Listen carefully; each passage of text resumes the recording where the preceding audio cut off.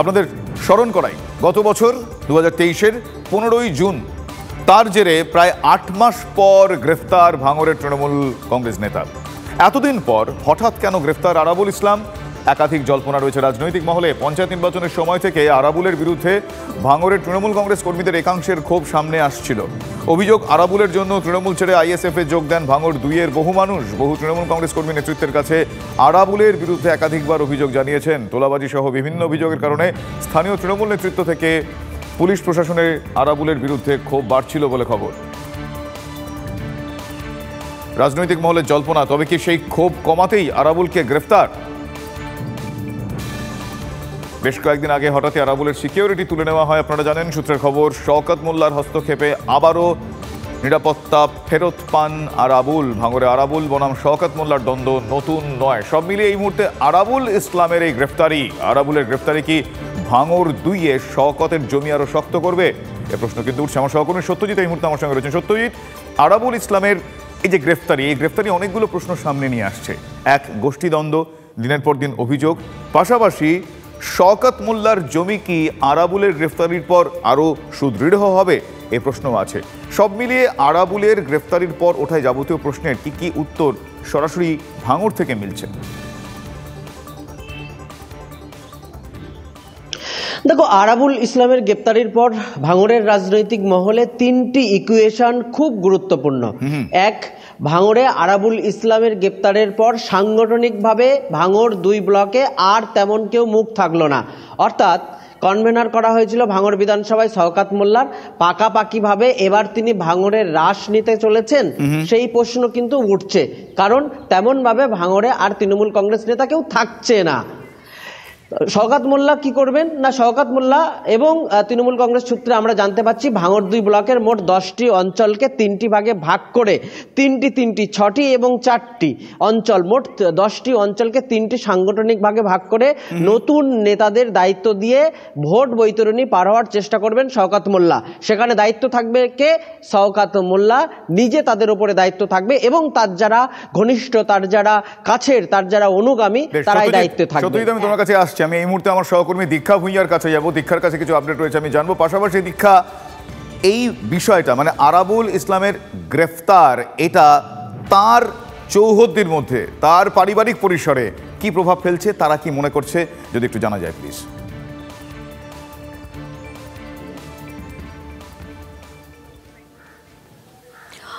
দেখো, আমার সহকর্মী সত্যজিৎ পুরো বিষয়টি অর্থাৎ পলিটিক্যাল সিনারিওটা ব্যাখ্যা করে দিল। আমি পলিটিক্যাল সিনারিও ব্যাখ্যা করতে যাব না। আমি সরাসরি আরাবুল ইসলামের ছেলে হাকিমুল আমার সঙ্গে রয়েছেন, আমি তার সঙ্গে সরাসরি কথা বলবো। কারণ যেভাবে কালকে আরাবুলকে গ্রেপ্তার করা হয়েছে, নিঃসন্দেহে সেটা সকলের কাছে একটা বড় চমক, আমাদের কাছে একটা বড় চমক। কারণ পঞ্চায়েত ভোট বেশ কয়েকদিন হয়ে গেছে, কয়েক মাস পেরিয়ে গেছে, তার ফলে হঠাৎ করে এই গ্রেপ্তারি। হাকিমুল কি বলছেন আমি সেটা সরাসরি। হাকিমুল, পঞ্চায়েত ভোটের যে কেসে কালকে আপনার বাবা অর্থাৎ আরাবুল ইসলামকে গ্রেপ্তার করা হলো, আপনারা সেটাকে কিভাবে দেখছেন? সব থেকে বড় কথা, আপনার বাবা কিন্তু শাসক দলেরই নেতা ছিলেন। দেখুন, একটা কথা বলি, যেই ঘটনায় গ্রেপ্তার করা হয়েছে সেই ঘটনার সঙ্গে আরাবুল ইসলামের কেন তৃণমূল কংগ্রেসের কোনো কর্মীর যোগ নেই। যেটা 15 তারিখের ঘটনা, সেই ঘটনাতে 15 তারিখ সকাল 10টা থেকে 10:30টার মধ্যে আরাবুল ইসলাম পঞ্চায়েত সমিতি রুমের ভেতরে ঢুকেছিল। সেখানে নমিনেশন হয়েছে, আমাদের দলের নেতৃত্বদের নমিনেশন হয়েছে, কর্মীরা যারা পঞ্চায়েত সমিতি ছিল সেদিন নমিনেশন করেছে।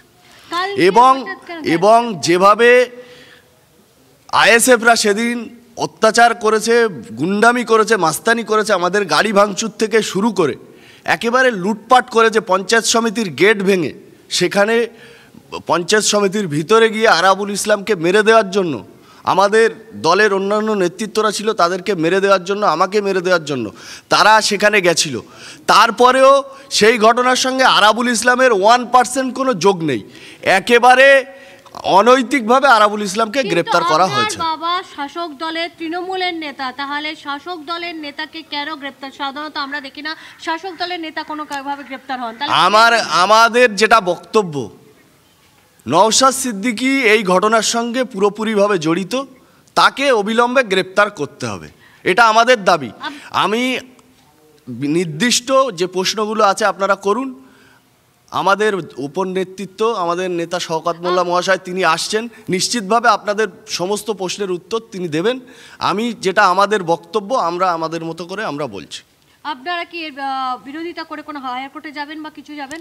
সেটা নিয়ে আমাদের আইনজীবীরা কথা বলবে আপনাদের সঙ্গে, এটা নিয়ে এখনই আমরা কিছু বলবো না। দেখো, আরাবুলের ছেলে হাকিমুল যেটা বললেন, ওই দিনের ঘটনায় আইএসএফ জড়িত ছিল, নওশাদ সিদ্দিকী জড়িত ছিলেন, নওশাদের নাম নিচ্ছেন, কিন্তু আমার বক্তব্য যে শাসক দলের নেতা, দাপুটের নেতা আরাবুল ইসলাম সেই জায়গায় দাঁড়িয়ে কালকে যেভাবে কলকাতা পুলিশ তরফ থেকে, এখন জানি ভাঙড় কলকাতা পুলিশের অধীনে চলে এসছে, তাকে ডেকে নিয়ে গেল এবং গ্রেপ্তার করলো, সেখানে কোন ইঙ্গিত দিচ্ছে সেটা এখন বড় বিষয়, দেখার বিষয়। কিন্তু এনাদের বক্তব্য পুরো বিষয়টি শওকত মোল্লা দেখছেন, সুতরাং শওকত মোল্লার উপরই তারা ভরসা করে থাকছেন এবং তার ছেলে যেটা বলছেন যে পুরো বিষয়টিতে তার বাবা আরাবুল ইসলামের কোনো যোগাযোগ নেই।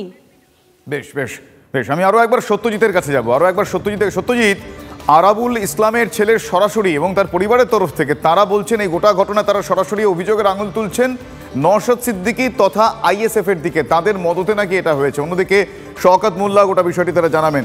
তাহলে এই মুহূর্তে দাঁড়িয়ে আরাবুলের গ্রেফতারির পর পলিটিক্যাল সিনারিওটা এই মুহূর্তে কোন জায়গায় দাঁড়িয়ে, কি তুমি কিছুক্ষণ আগেই বলছিলে, সেটা আরো একবার বলো বিস্তারিতভাবে। না, আমি যে বিষয়টা বলবার চেষ্টা করছিলাম, পাশাপাশি সেই বিষয়ের সঙ্গে আরো একটি গুরুত্বপূর্ণ বিষয়, আমাদেরকে প্রত্যেকেই আমরা জানি যে 2021-এর বিধানসভা ভোট, সেই ভোটে তিনটি গুরুত্বপূর্ণ মুখ ছিল এই ভাঙড় 2 ব্লকে। 1 আরাবুল ইসলাম, 2 নান্নু হোসেন, 3 ওইদুল ইসলাম। ভোটের পরে, অর্থাৎ ভোটে আইএসএফের কাছে তৃণমূল কংগ্রেসের হারার পরে নান্নু হোসেন এবং ওইদুল ইসলাম মারা যান। একমাত্র মুখ কে ছিল? আরাবুল ইসলাম। কিন্তু দেখা যায় যে বিধানসভার পর থেকে আর আজকের পর্যন্ত, অর্থাৎ পঞ্চায়েত ভোটের পরবর্তী সময়, প্রত্যেকটা সময়েই আরাবুল ইসলামের নেতৃত্বে যে তৃণমূল কংগ্রেস চলছিল তারা দুর্বল হচ্ছিল, ভোট ব্যাংক তাদের কম ছিল। শওকত মোল্লা এসছেন, কিন্তু সাংগঠনিকভাবে কোনো রকম ডেভেলপমেন্ট হয়নি, সাংগঠনিকভাবে তৃণমূল কংগ্রেস কিন্তু অনেক শক্তিশালী হয়নি এবং ভোট ব্যাংক বাড়াতে পারেনি শওকত মোল্লা আসবার পরেও, কারণ তিনি দূর থেকে ভাঙড়কে দেখছিলেন। সেক্ষেত্রে ভাঙড়ের মাটিতে দাঁড়িয়ে আরাবুল ইসলাম তৃণমূল কংগ্রেস চালাচ্ছিল এবং বলা যেতে পারে তিনি ফেল করেছেন, অর্থাৎ ভোট ব্যাংকের সংখ্যা বাড়াতে পারেনি, সাংগঠনিকভাবে তিনি এগিয়ে নিয়ে যেতে পারেনি, সেই বিষয়টাতে কিন্তু অসন্তোষ ছিল। পাশাপাশি আরো সত্যজিৎ দীক্ষা আমার সঙ্গে থাকো, আমি এই মুহূর্তে দর্শকদের শোনাবো যে যার দিকে অভিযোগের আঙুল উঠছে নওশাদ সিদ্দিকী আইএসএফ, নওশাদ সিদ্দিকী কি বলছেন, শুধু তাই নয় বিজেপি কি বলছে আমরা শোনাবো, শুভেন্দু অধিকারী এবং দিলীপ ঘোষ কি বলছেন, অন্যদিকে সিপিএম এরও তার প্রতিক্রিয়া থাকবে, সেটাও শোনাবো আপনাদের। তো হঠাৎ আরাবুল ইসলামকে গ্রেফতার করা, এটাকে আপনি কিভাবে দেখছেন এবং এটা কি এক ধরনের রাস্তা পরিষ্কার হচ্ছে নওশাদ সিদ্দিকী অবধি পৌঁছানোর? দেখুন, আমাকে যদি বলে আপনি আমার পৌঁছানোর মধ্যে আমার লস কিছু হবে না, সত্যি কথা বলছি। গত বছরে আমাকে অ্যারেস্ট করেছিল, এই দাঁতের ট্রিটমেন্ট করে নিয়েছি, এটা এখনও লাকি আছে, যদি অ্যারেস্ট করে এই দাঁতটারও ট্রিটমেন্ট করিয়ে নেবো। ভয় আমি পাই না জেল জরিমানা। ব্যাপারটা হচ্ছে, দেখুন, আমাদের এক কর্মীকে হত্যা করেছিল পঞ্চায়েত নির্বাচনের সময় আরাবুল ইসলাম সাহেবদের সহযোগিতা নিয়ে, শওকত মোল্লার নেতৃত্বে হিংসাটা হয়েছিল ওখানে। শওকত মোল্লা বাইরে থেকে গুন্ডা মস্তান অস্ত্র অবৈধ নিয়ে এসে ভাঙড়ের মানুষকে অশান্তির আগুনে জ্বালিয়েছিল। তো আমরা চাই শওকত মোল্লার গ্রেপ্তারি।